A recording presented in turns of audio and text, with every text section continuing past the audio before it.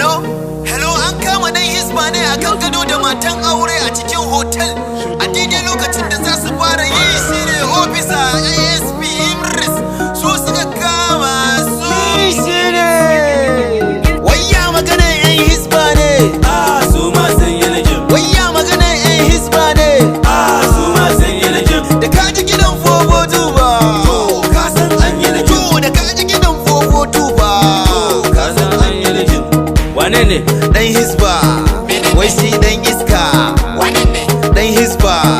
Wai shi dan iska. Wai yana yin shi. Wai shi ma yana yin shi. Kai yana yin shi. Ban isha fofotu. To abin takaicin ya faru ne dan hisba ne da matan aure. Aka kama su a hotel. Matan kaninsa ne fa. Dan suka haifi yarinya to yarinyan sunanta mene? Ni dai ban sani ba fa.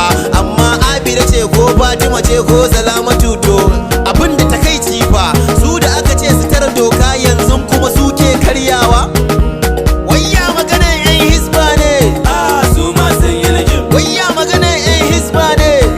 Su ma sun yi likin. Da kaji gidan fobo tuba.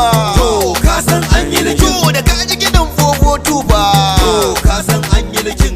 Kun ji kalangun fofotu. Mai dan iskan nan ya yi likin.